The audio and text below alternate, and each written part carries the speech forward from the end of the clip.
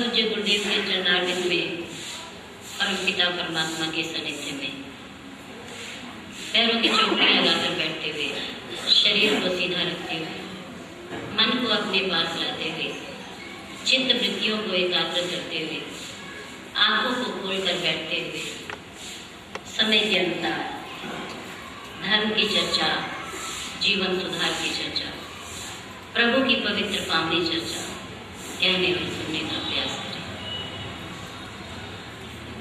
बहुत प्रसन्नता की बात है कि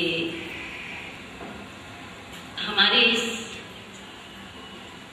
प्रांगण में आप बहुत सुंदर तरीके से शांत चित्त बैठ करके प्रभु के गुण, उनकी महिमा, उनकी कथा को भजन के द्वारा, कीर्तन के द्वारा, संवाद के द्वारा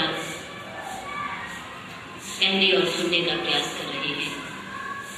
ये पुरुषोत्तम मास चल रहा है 2 जेठ के महीने में, और इन महीनों में, इन दिनों में जो भी प्राणी, जो मनुष्य शुभ कर्म करता है, दान पुण्य करता है, तीर्थ यात्रा करता है, सदशास्त्रों का अध्ययन करता है, या महान पुरुषों के चरणों में बैठकर उसके गुण अनुवाद को सुनने का प्रयास करता है, और जो फल अन्य महीनों में मिलता है, इस पुरुषोत्तम मास में, मल मास में उसका 2 गुना प्राप्त होता है।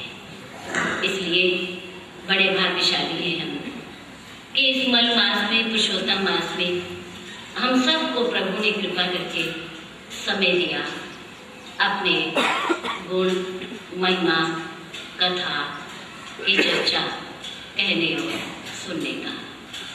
आपके भाग्य की हम सराहना करते हैं।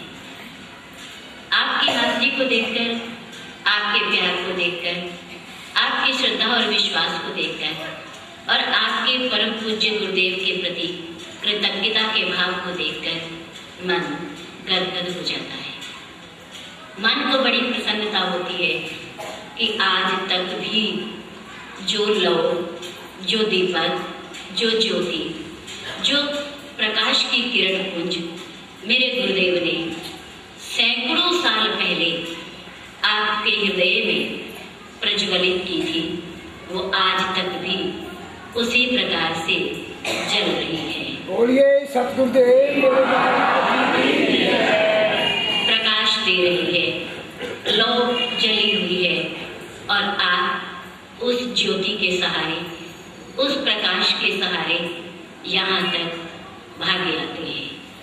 आप सबका बहुत बहुत धन्यवाद। किसी भी महापुरुष का किया गया उपकार कभी भी खाली नहीं जाता।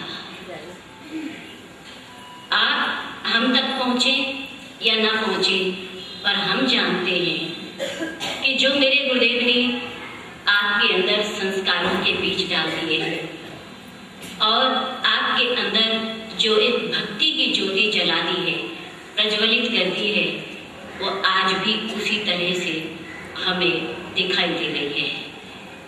क्योंकि सन 71 में हम आपके ही पड़ोस में बहुत परमात्मा का एक भव्य मंदिर, श्री सुंदर मंदिर जी, वहाँ पर प्रसंग चल रहा था। हमारे गुरुदेव वहाँ विद्यमान थे, जलसा उत्सव हो रहा था।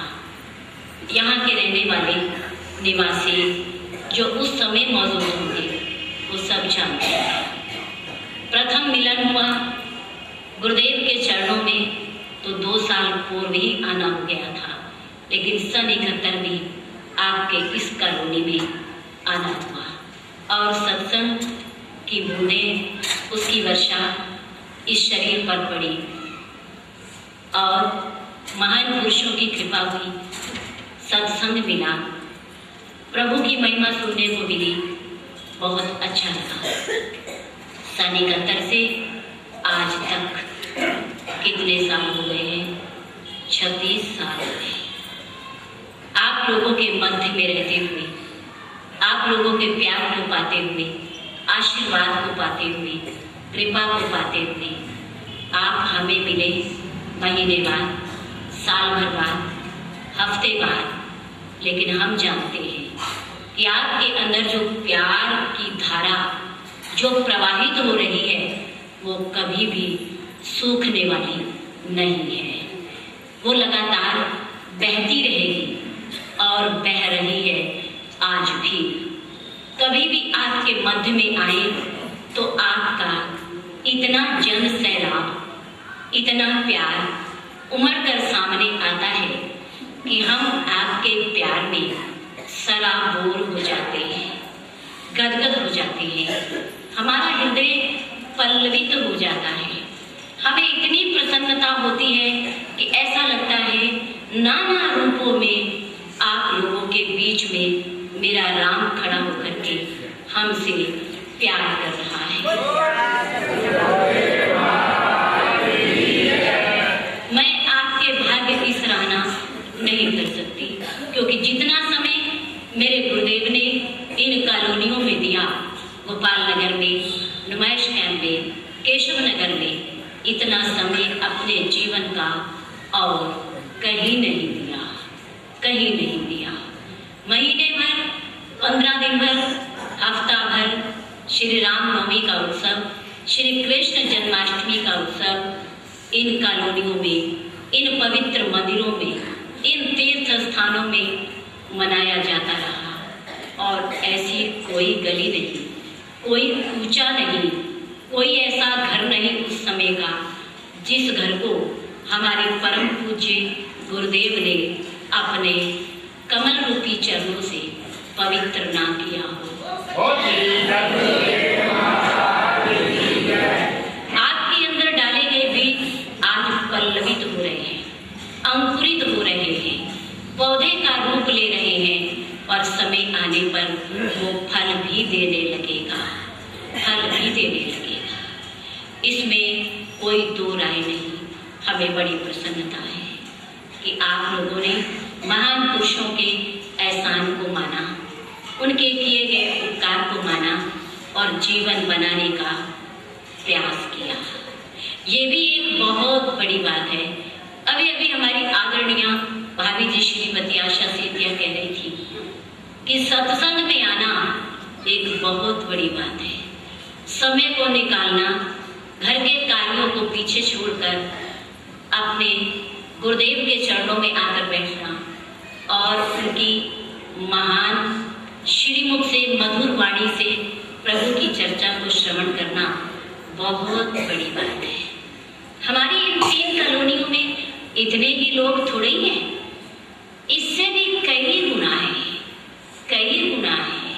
लेकिन यहाँ कौन मनुष्य, कौन प्राणी आकर बैठा जिस पर मेरे परम पिता परमात्मा की अपार कृपा हुई, अपार कृपा हुई। उनका आशीर्वाद मिला, वो यहाँ आकर के बैठ गया और वो इस संगम में गोते लगाने का प्रयास कर रहा है, अपने आप को आनंद के सागर में डुबाने का प्रयास कर रहा है, खुशी के झूले में झूल रहा है, प्रसन्नता को मन में बसाए हुए प्रभु के दर्शन कर रहा है। ये प्रभु के दर्शन से भी बहुत ऊंची बात है। घड़ी दो घड़ी के लिए मन को आनंद के झूले में झुलाना बहुत बड़ी बात है, बहुत बड़ी बात। धन्यवाद। हमारे सामने कड़ी चल रही है गुरुर् ब्रह्मा गुरुर् विष्णु गुरुर्देवो महेश्वरा। पूज्य गुरुदेव ही ब्रह्मा है, पूज्य गुरुदेव ही विष्णु है और पूज्य गुरुदेव ही भगवान शंकर भोलेनाथ है। तीनों प्रकार से जीव को शरण में लेकर, मनुष्य को शरण में लेकर, दीक्षा देकर, ज्ञान भक्ति और शुभ कर्मों के मार्ग पर चलाकर, नया जीवन जीने की कला सिखाकर अपने चरणों में ले लेना और इस स्थिति से ऊपर उठा करके अपनी मंजिल तक, लक्ष्य तक पहुंचा देना, ये पूज्य गुरुदेव का ही काम है, ये उन्हीं का हृदय है। निस्वार्थ भाव से बदला न लेने की भावना से, एहसान न जताने की इच्छा से जो जीव पर उपकार करते हैं, वो महापुरुष ही मनुष्य को धरती से उठा करके ऊपर आसमान तक, परमात्मा तक पहुंचाने का काम करते हैं। उनके लिए कोई भी अपना या पराया नहीं होता। वो सबके अपने हैं और ये सब उनके अपने हैं। वो सबके हैं, सबके लिए होते हैं और ये दुनिया भी उनकी होती है। ये सब उनके हैं और वो उन सब के लिए होते हैं। वो सबके हैं और किसी के लिए भी नहीं है। वो सब जगह हैं और कहीं भी नहीं है। देखने वाले के लिए वो सब जगह विद्यमान है और ना देखने वाले के लिए वो कहीं भी नहीं है, कहीं भी नहीं। इसलिए भगवान कपिल ने कहा, नंदन मैं तेरे सामने हूँ, तू मुझे जब पुकारेगा, जहाँ भी पुकारेगा, मैं उसी समय तेरे सामने प्रकट हो जाऊंगा। माया, संत और परमात्मा कभी किसी से अलग नहीं होते, उसके संग संग चलते हैं। केवल उन्हें देखने के लिए उसके पास दृष्टि होनी चाहिए। अगर उन्हें देखने की दृष्टि है तो वो उन्हें अपने संग संग देखेगा, हर जगह देखेगा और उसके इस प्रकार देखने से उसे लाभ होगा। संत को नहीं है, माया को नहीं है, परमात्मा को नहीं है, उसे हर जगह देखने का लाभ हमें है, आपको है। यदि उन्हें हर समय और हर स्थान पर देखा जाएगा तो जीव बुराई से बचा रहेगा। हम पापों से बचे रहेंगे, हम अपराधों से बचे रहेंगे, हम असत्य भाषण से बचे रहेंगे, हम चोरी से बचे रहेंगे यदि उनको हम अपने संग संग देखेंगे, संग संग देखेंगे। ये लाभ हमें है, उन्हें लाभ नहीं है, क्योंकि वो तो हर जगह है, हर जगह है, कोई जगह उनसे खाली नहीं है, नहीं है। भगवान कपिल देव ने कहा, नंदन मैं तेरे साथ हूँ, लेकिन भोजन, भोग और योग ये एकाकी करना चाहिए। तुम यहाँ करोगे भगवान का भजन और मैं गंगा सागर के तट पर रहकर करूँगा। नंदन, परमात्मा माया और संत को देखता है कि ये मेरे कहे अनुसार दुनिया को चला रहे हैं या नहीं। अगर ऐसा नहीं करते तो परमात्मा उनसे उनके अधिकार छीन लेता है, छीन लेता है, उन्हें निष्क्रिय बना देता है। परमात्मा सबको देखता है, वो दृष्टा है। ये संसार एक दृश्य है, दृश्य है, नजारा है और परमात्मा एक तरफ को करके इसे देखता है, देखता है। मनुष्य क्या कर रहा है, संत क्या कर रहा है, मेरी माया क्या कर रही है, ये परमात्मा देखता है। कर्म मनुष्य करता है लेकिन उसका फल मनुष्य के हाथ में नहीं है, नहीं है। फल परमात्मा देता है क्योंकि वो दृष्टा है, वो देखता है कि ये कर्म अच्छा है या बुरा है, हमारे लिए कल्याणकारी है, शुभकारी है या अशुभकारी है। करना हमारी स्वतंत्रता, हम कर्म करने में स्वतंत्र लेकिन फल भोगने में परतंत्र, परतंत्र है। फल उसका परमात्मा देगा, कर्म हम करेंगे।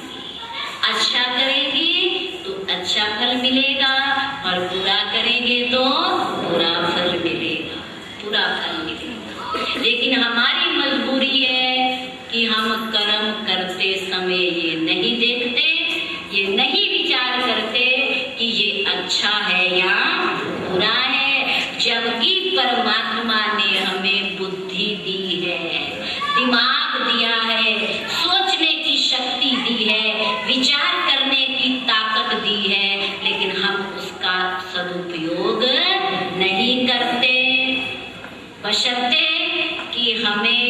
कर्म करने में आनंद आता है, लेकिन उसका जब फल भोगना पड़ता है तो हम रोते हैं।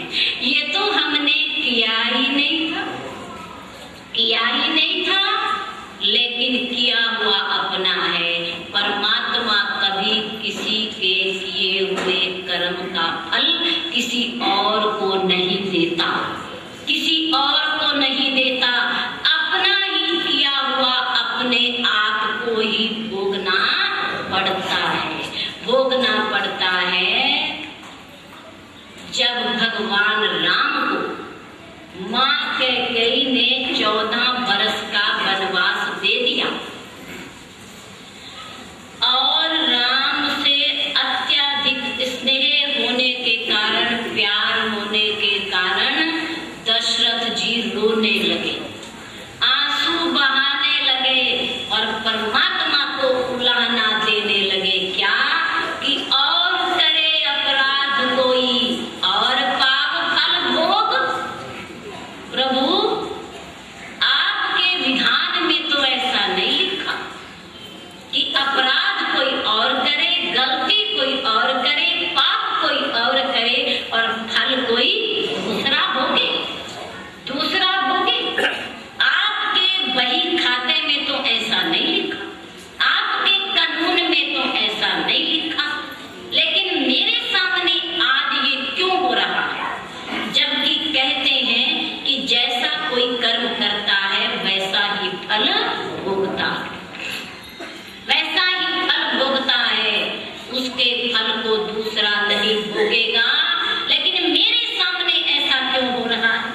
मेरे साथ ऐसा क्यों हो रहा है? गोस्वामी तुलसीदास जी ने पूछा, बताओ जरा, खोलो इस बात को कि आपके साथ ऐसा क्यों हो रहा है। फिर प्रभु को सारे मिलकर के उलाहना देंगे, सारे उनकी गलती को पकड़ेंगे कि आप कहते हो जो जैसा करेगा सो तैसा भरेगा। काहू न को सुख दुख कर दाता, निज कृत कर्म भोग सब खाता। अपने अपने कर्मों का फल भोगते हैं व्यक्ति। कोई किसी को ना सुख देता है और ना दुख देता है, अपने अपने कर्मों का फल भोगा जाता है। लेकिन आप कह रहे हो कोई और करे अपराध को और पाप फल भोग। अति विचित्र भगवंत गति को जन जग जाने जो। भगवान की बहुत विचित्र ये सृष्टि, ये दुनिया, जिसको कोई जान नहीं सकता, नहीं जान सकता। अति विचित्र है, अति अनोखी। आज तक इस माया को, इस प्रकृति को कोई समझ नहीं पाया, जबकि हम जानते हैं कि हमारे ही कर्मों का फल है, लेकिन भोगते हैं तो रोते क्यों हैं? दुखी क्यों होते हैं? अगर हम कीकर का पेड़ बोएंगे, बीज बोएंगे, तो उस पर आम कैसे लग जाएंगे? कैसे लग जाएंगे? लग नहीं सकते। अगर बीज कीकर का है तो उस पर कांटे लगेंगे जरूर और कड़वे फल जरूर लगेंगे। अगर आम का बीज बोया है तो आम लगेंगे, कांटे लग नहीं सकते। जैसा बीज बोया जाएगा, जैसा कर्म किया जाएगा, वैसा ही फल मिलेगा। लेकिन दशरथ जी उलाहना दे रहे परमात्मा को कि और करे अपराध को और पाप फल को। अपराध कोई करे और फल कोई को। किसने अपराध किया? मैंने किया। महाराजा दशरथ कह रहे मैंने किया अपराध, मैंने किया। क्या किया? श्रवण को माता पिता के लिए जल लाते हुए, भरते हुए घड़ा तालाब में से मैंने शब्द बेधी बाण मारा। शब्द बेधी यानी कि शब्द के आधार पर बाण छोड़ देना।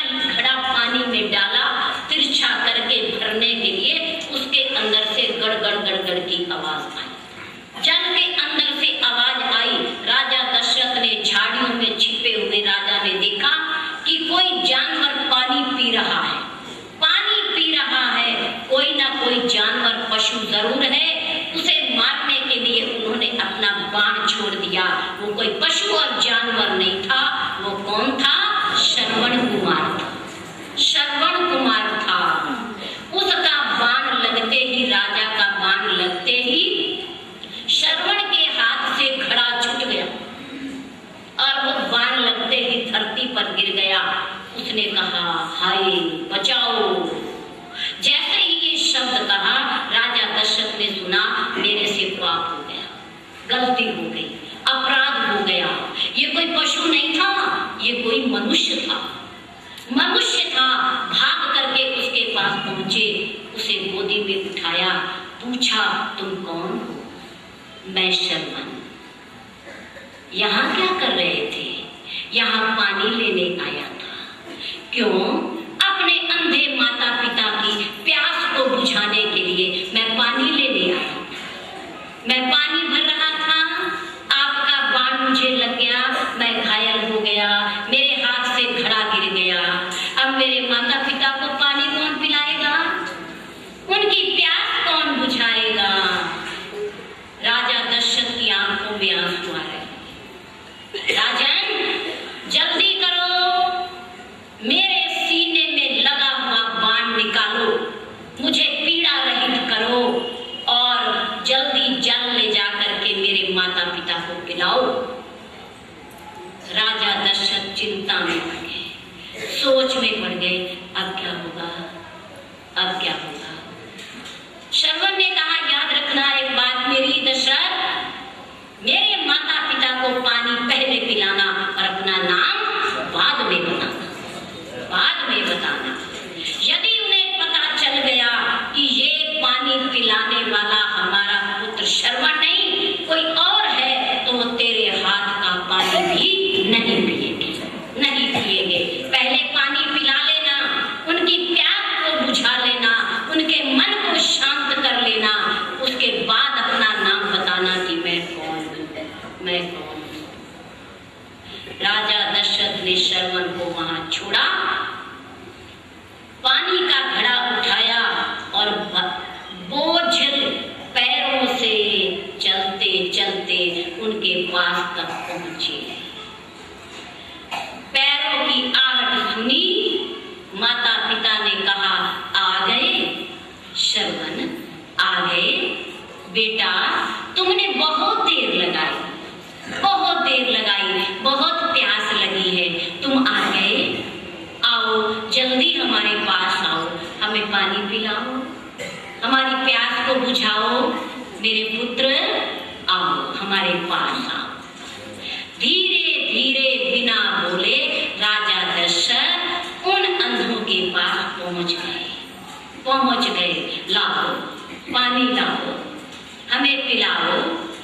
तुम थक गए हो, थक गए हो, इसलिए नहीं बोल रहे हो। क्यों नहीं बोलते हो? आज हमारे से बात क्यों नहीं करते हो? श्रवण, पर श्रवण हो तो बोले, वहां तो श्रवण है ही नहीं, है ही नहीं। राजा दशरथ ने घड़ा आगे बढ़ाया और पिता ने घड़े को पकड़े हुए हाथों को छूना चाहा, छूना चाहा। जैसे ही उनका स्पर्श किया हाथों का, और वो पीछे हट गए। नहीं नहीं, तुम श्रवण नहीं, तुम्हारे हाथ श्रवण वाले नहीं, तुमने माता पिता की सेवा नहीं की। ये हाथ वो नहीं जो माता पिता की सेवा करने वाले हो। ये किसके हाथ हैं? ये कौन है जो हमें पानी पिला रहा है? ये हमारा पुत्र नहीं है। ये कौन है? तुम बोलते क्यों नहीं? तुम बताते क्यों नहीं? पहले अपना नाम बताओगे, फिर पानी पिया जाएगा। दशरथ ने रोते रोते भारी मन से अपना नाम बता दिया, नाम बता दिया। अंधों ने पानी नहीं पिया। पूछा, हमारा पुत्र कहाँ है? हमारा श्रवण कहाँ है? मातृ पितृ भक्त बेटा कहाँ है? पहले उसका बताओ। राजा दशरथ ने सारी बात बताई। अंधों ने मरते समय राजा दशरथ को शाप दे दिया, राजन, जिस प्रकार हम अपने पुत्र के बिना प्यास से व्याकुल तड़प तड़प कर मर रहे हैं, उसी प्रकार से तुम भी अपने पुत्रों से हीन तड़प तड़प कर मर जाओगे।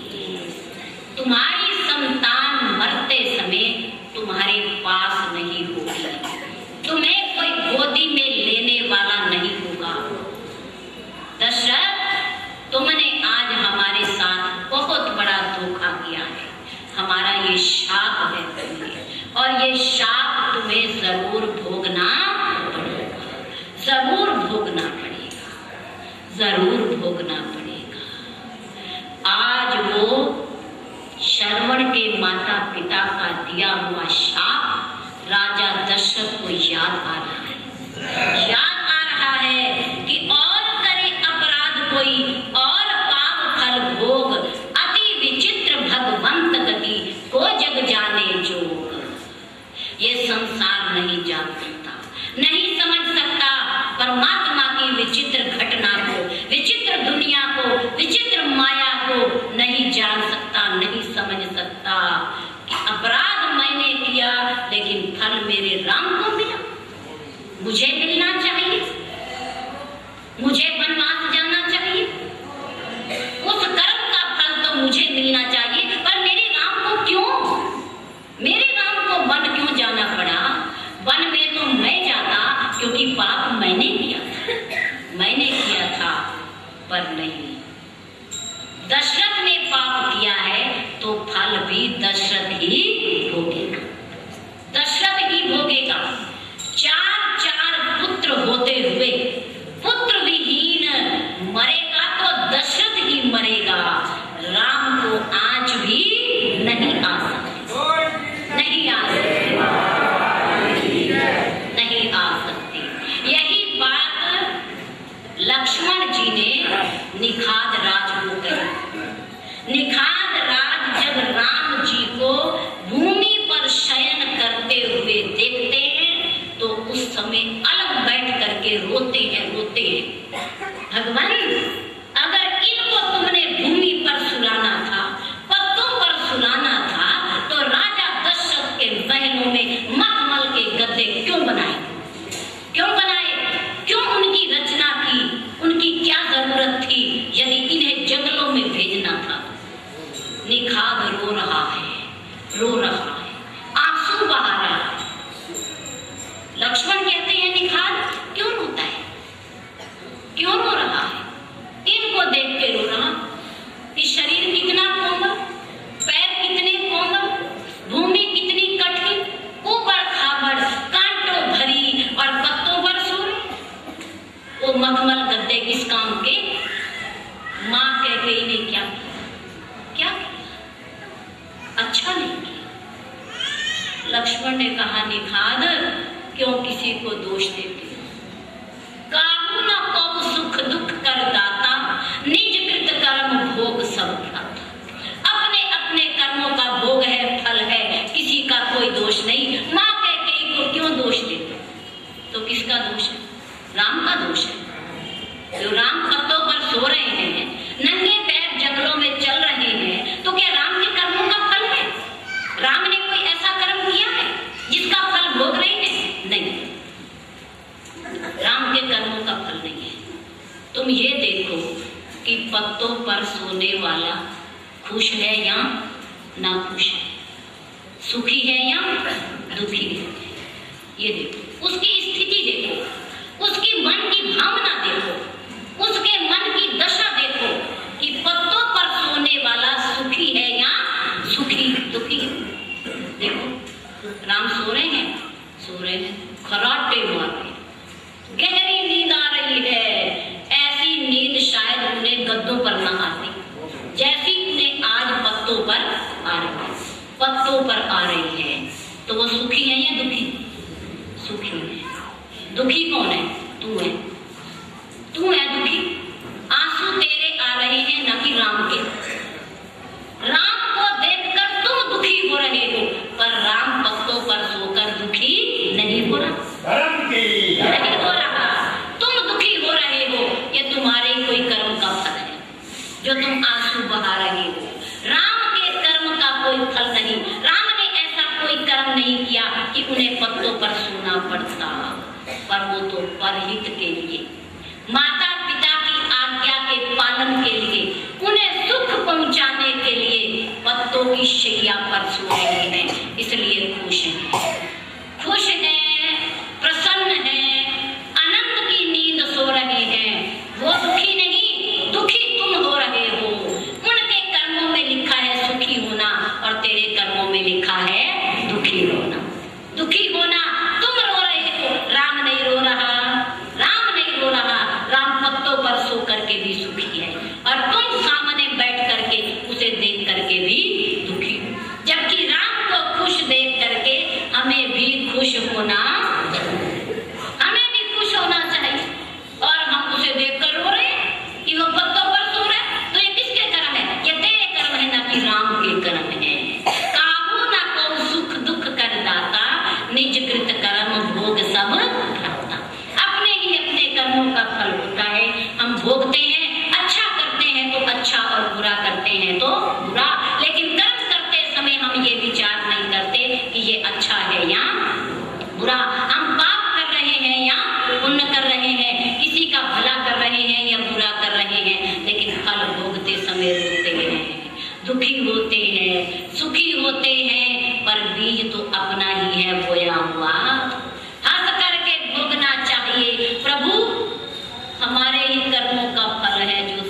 रहा है, किसी का नहीं है, किसी का नहीं है। जितने ममता के तागे फैले हुए होंगे, जितनी हमारी ममता का विस्तार होगा, उतने हम दुखी होंगे, उतने हम दुखी होंगे। क्योंकि जिसके साथ ममता का तागा जुड़ा हुआ है वो दुखी तो हम भी दुखी, और वो सुखी तो हम भी सुखी। अगर वो तागा टूट जाए, दुनिया भर के लोग सुखी होते रहे, दुखी होते रहे, हमारे ऊपर उसका कोई प्रभाव पड़ने वाला नहीं है, क्योंकि हमारा उससे जोड़ नहीं है, हमारी उससे ममता नहीं है। इसलिए महापुरुष असंग रहते हैं, असंग रहते हैं। वो किसी से ममता जोड़ते हुए भी नहीं जोड़ते, नहीं जोड़ते, सबके होते हुए भी किसी के नहीं होते। इसलिए वो ना किसी के सुख में खुश होते और ना किसी के दुख में दुखी होते, ना है प्रसन्न होते। प्रभु का विधान मान करके वो खुश रहते हैं। प्रभु जो तू कर रहा है ठीक है, राजी है तेरी रजा में, यूं भी वाहवा और यूं भी वाह। तू जिसमें खुश है हम खुश हैं, जो तू कर रहा है अच्छा कर रहा है।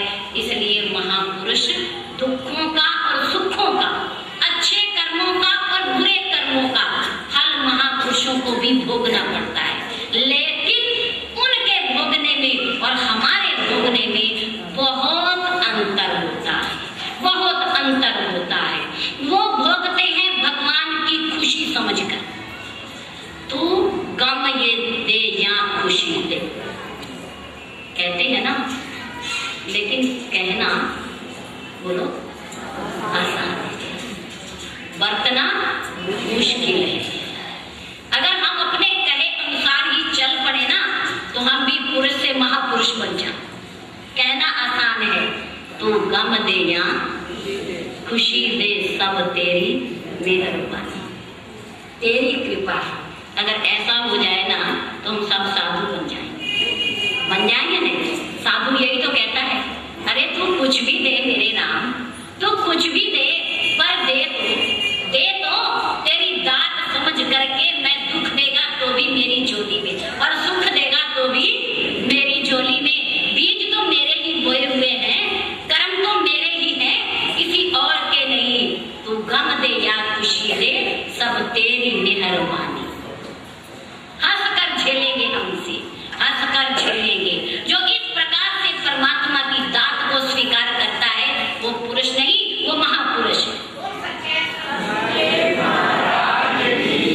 वो साधु है। साधु घर में रहता हुआ साधु है, गृहस्थी में रहता हुआ साधु है। लेकिन बहुत मुश्किल ये डगर है, ये रास्ता बड़ा मुश्किल है। कहना आसान है पर करना बड़ा मुश्किल, बहुत मुश्किल है। लेकिन कोई बात नहीं, निराश होने वाली बात नहीं है। अगर प्रयास करेंगे तो चल पड़ेंगे, प्रयास करेंगे तो चल पड़ेंगे। थोड़े दिनों के बाद धैर्य आ जाए तब भी बहुत बड़ी बात है। और जिंदगी भर गई हुई वस्तु के लिए रोते रहना तो समझो नरक झेल रहे हैं। भाई परमात्मा ने दी और परमात्मा ने ही ले ली, हमारी अपनी थोड़ी दी, परमात्मा ने दी और परमात्मा ने ही ले ली। कुछ दिन का संबंध था, मिलना जुलना था, और उसके बाद संबंध विच्छेद हो गया, टूट गया। परमात्मा ने बनाया और उसने तोड़ दिया। लेते समय तो हम खुश और देते समय दुखी। क्यों भाई? दिया तो उसी ने है, जिसने दिया है। यदि उसने समय आने पर ले लिया, अपनी वस्तु ले ली, तो हम दुखी क्यों होते हैं? क्यों होते हैं? जीवन के चौराहे पर कितनों से मेल मिला। अब आप इतनी दुनिया या जनता बैठी है, आप सब हमारे, और जब यहां से उठ करके चले जाओगे तो कोई भी हमारा नहीं। जीवन के चौराहे पर कितनों से मेल मिलाप हुआ, कितनों से हुआ लाचारी में, कितनों से अपने आप। किसी को हम नहीं मिलना चाहते लेकिन वो हमसे मिलना चाहते, और किसी को हम मिलना चाहते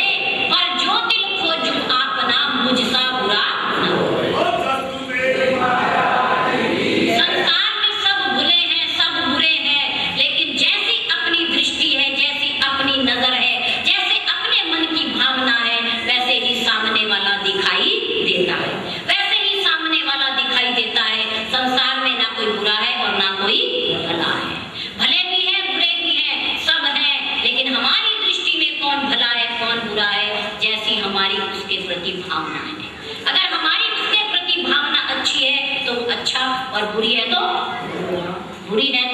बुरा, क्योंकि दिल की राह से राह होती है। जैसे हमारा दिल उसके प्रति है, भावना है, ऐसी ही उसकी भी हमारे प्रति होती है। अकबर, बादशाह और बीरबल दोनों जा रहे हैं रास्ते में। अकबर ने कहा, भाई मैंने ये सुना है कि कोई बुरा और भला नहीं होता, अपनी दृष्टि जिसके प्रति जैसी होती है वो वैसा होता है सामने वाला। बीरबल ने कहा बिल्कुल ठीक है। उसने कहा इसका कोई प्रमाण है? हाँ है प्रमाण। क्या प्रमाण है? तुम किसी के बारे में अपने मन में सोच लो, अच्छा या बुरा सोच। अकबर ने कहा अच्छा चलो ठीक है। वो सामने एक पेड़ पर बैठा लकड़हारा लकड़ी काट रहा है, आम काट रहा है। देखो ये कितना चोर है, मेरे बिना पूछे मेरे जंगल की लकड़ी काट रहा है। प्रातः काल होते ही इसे फांसी की सजा दी। अकबर ने अपने मन में सोच लिया। अब चलते चलते जब लकड़हारे के पास पहुंचे तो अकबर तो छिप गया झाड़ी में, और बीरबल ने लकड़हारे से कहा, भाई लकड़हारे लकड़ी काट ली? कि हाँ जी काट ली। तुमने कुछ और भी सुना? क्या? कि अकबर सम्राट की बादशाह की मौत हो गई, मर गया। उसने लकड़ी की गठड़ी तो रख दी नीचे और खड़ा होकर के नाचने लगा। उसने कहा भी तुझे क्या हुआ? भाई तेरे देश का सम्राट मर गया, बादशाह मर गया और तू नाच रहा है। वो कह रहा है नाचू ना तो क्या करूं। वो बड़ा बदमाश था वो सम्राट। उसने मीना बाजार में एक राजपूतनी पर कुदृष्टि डाली। अगर वो उसे मां कहकर के उसे माफी ना मांगता तो राजपूतनी ने उसके छाती में कटार घुसा देनी, उसे वही मार देना था।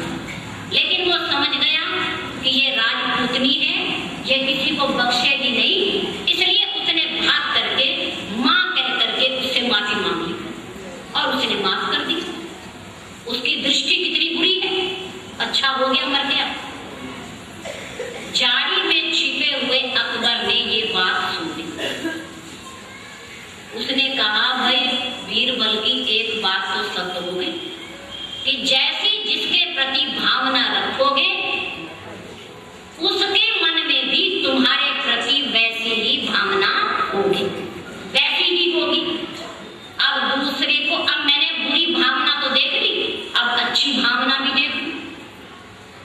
जंगल में चलते चलते एक माँ घास खोद रही थी, बुढ़िया घास खोद रही थी। अकबर ने कहा, देखो बेटा कितनी इसे वृद्ध अवस्था आ गई है, फिर भी ये अपने गाय का पेट भरने के लिए घास खोद रही है। बताओ इसकी ये अवस्था है घास खोदने की, गऊ के लिए। आपने राज दरबार में जाते ही कल से इसकी 10 रुपए प्रति माह पेंशन बांध देनी है। बस इसे घास खोदना इसका आज से बंद। बीरबल ने कहा अच्छा, बहुत अच्छी बात सोची आपने। बीरबल फिर अकबर एक तरफ हो गए और बीरबल आगे चलने लगे। उस माँ के पास पहुंचे। माँ प्रणाम, जीते रहो। माँ कुछ तुमने सुना? क्या सुना? कि कल रात्रि में सम्राट बादशाह को एक काले नाग ने डस लिया और उसकी कब्र भी तैयार हो गई है, उसे ले जाने को तैयार बैठे हैं। तुमने सुना? मां ने घास खोदना बंद कर दिया और खड़ी होकर के रोने लग गई। बहुत बुरा हुआ। क्यों मां, क्यों बुरा हुआ? इसलिए बुरा हुआ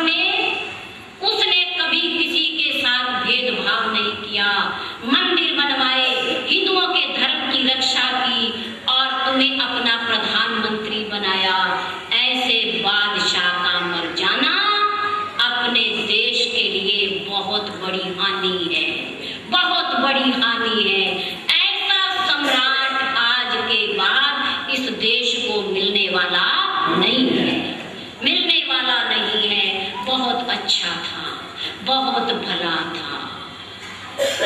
ये बात अकबर ने भी सुन ली, अकबर ने भी सुन ली। बीरबल ने कहा बाहर आ जाओ, बाहर आ गए। क्या सुना? जो तुमने कहा सो सुना, सो सुना। दिल को दिल से रहा होती है, जिसके मन के अंदर अच्छे भाव है सामने वाले व्यक्ति के विषय में, और सामने वाले व्यक्ति के मन में भी उसके प्रति अच्छे भाव होंगे, अच्छे भाव। इसलिए महापुरुषों को सारी दुनिया अच्छी दिखाई देती है, अच्छी दिखाई देती है, क्योंकि उनके मन में सबके प्रति अच्छे भाव होते हैं। वो कहते हैं ठगे तो जाओ पर किसी को ठगो नहीं, किसी को ठगो नहीं। धोखा तुम्हें कोई दे ले, लेकिन तुम समझ में होते हुए भी किसी को धोखा ना देना।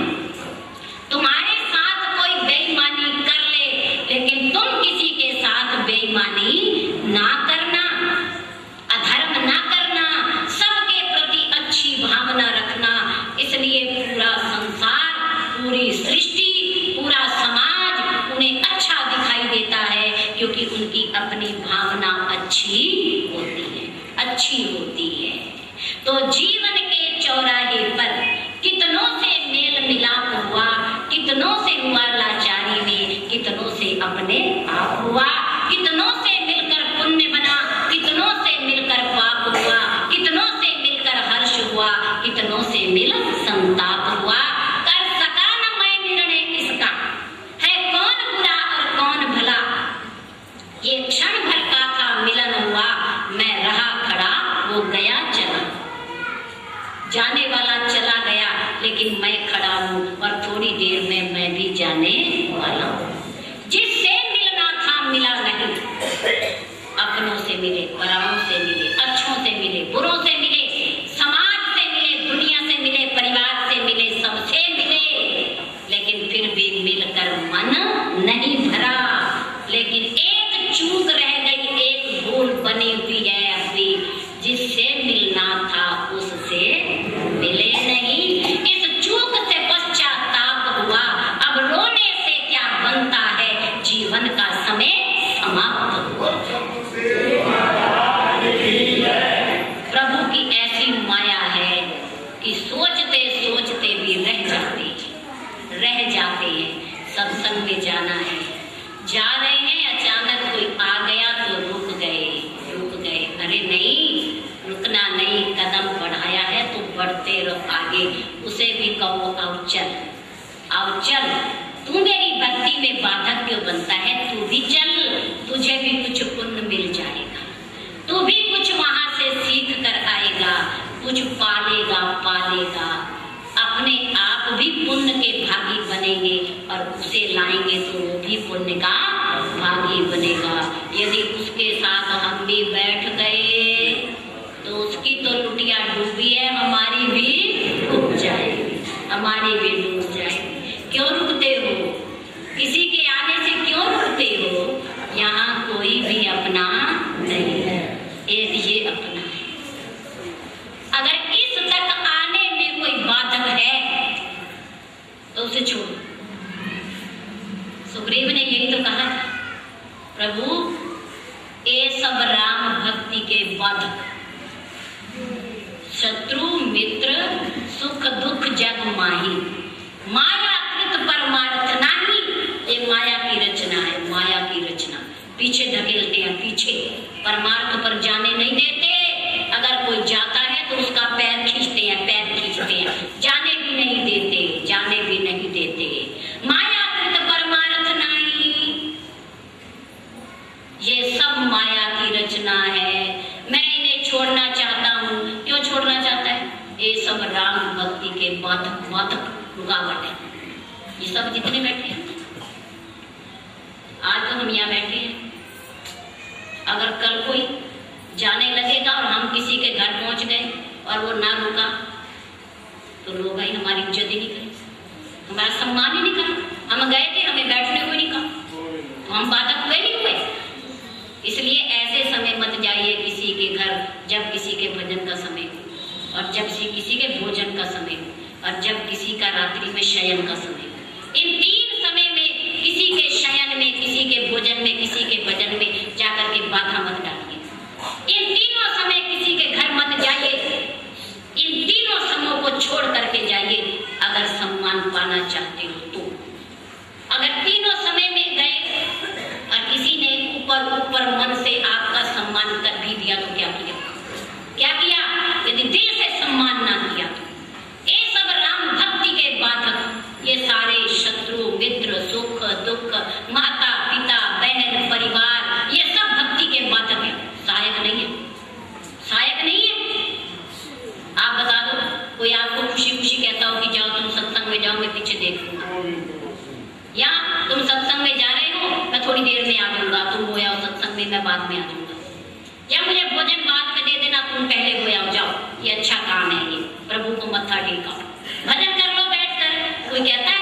कोई नहीं कहता, कोई नहीं कहता। जब तक अपने मन में पीड़ा नहीं उठती, उसके प्रति तड़फन नहीं उठती, उसको पाने की तड़प नहीं, लालसा नहीं पैदा होती, तब तक कोई नहीं कहता। कोई कहने वाला नहीं, ये तो पीछे खींचने वाले हैं, पीछे खींचने वाले हैं, हमारे बने रहे, हमारे बने रहे। ये नहीं बनेगे तो हमें कौन पूछेगा? कौन पूछेगा? ये सब राम भक्ति के बाधक। कौन कहता है? तुम कहते हो ना, और कौन कहते हैं? कया नहीं, संत कहते हैं। ये सब राम भक्ति के बाधक, कया नहीं संत तब पद अवराधक। आपके चरणों की प्रार्थना, सेवा, पूजा, अर्चना करने में ये बाधा डालते हैं। कौन कहता है? संत महापुरुष कहते हैं। इसलिए वो इन्हें छोड़ के चलते हैं, इन्हें छोड़ के चलते हैं, इनसे नाता तोड़ के चलते हैं, जेब को खाली करके छोड़ते हैं, चलते हैं, अपनी मकान को, झोपड़ी को गिरा कर चलते हैं कि ना कोई पीछे होगा और ना चिंता होगी, ना चिंता होगी। सब तरफ से निश्चिंत होकर चलते हैं, तब राम का भजन हो पाता है, वरना नहीं हो पाता। तो इस दुनिया में जैसा करेंगे वैसा ही फल भोगेंगे, वैसा फल भोगेंगे। इसलिए करते समय विचार करना चाहिए। 10 बार सोचे, 20 बार सोचे, ये करेंगे तो क्या परिणाम होगा, ये करेंगे तो क्या परिणाम होगा। देखो, सोए हुए को जगाना आसान, समझो बात, सोए हुए को जगाना आसान और जागे हुए को जगाना मुश्किल। वही कोई सो गया, कोई अज्ञानी है, कोई नहीं जानता कि प्रभु का द्वार कहाँ है, सत्संग क्या होता है, कथा क्या होती है, धर्म क्या है, अधर्म क्या है, सत्य और असत्य क्या है, कोई नहीं जानता तो अलग बात है, उसे तो समझाया जा सकता है। लेकिन जो सत्संग में नित्य प्रति बैठता है, नित्य प्रति रामायण पढ़ता है, नित्य प्रति गीता पढ़ता है, नित्य प्रति गुरुदेव के चरणों में जाता है, ऐसे जागे हुए व्यक्ति को जगाना बड़ा मुश्किल है। जो जानता है कि ये करूंगा तो ये मिलेगा फल, ये करूंगा तो ये फल मिलेगा, ऐसे व्यक्ति को सही रास्ते पर लाना बड़ा कठिन है, बड़ा कठिन है। जागे हुए को जगाना बड़ा कठिन है। अगर हम कहेंगे तो देखो भाई ये झूठ है, क्या मैं नहीं जानता, मुझे भी पता है ये झूठ है। अरे भाई जब पता है झूठ है तो फिर झूठ क्यों बोल रहा है? ये बेईमानी है तो फिर तू क्यों बेईमानी कर रहा है? ऐसे व्यक्ति को रास्ते पर लाना बड़ा कठिन है। सोए हुए को जगाना आसान, लेकिन जागे हुए को जगाना बड़ा मुश्किल है। अगर जानते हो, जागे हुए हो कि ऐसा करने का ये फल मिलेगा तो सावधान होकर के कर्म करना चाहिए। जगाते कौन है सोए हुए को?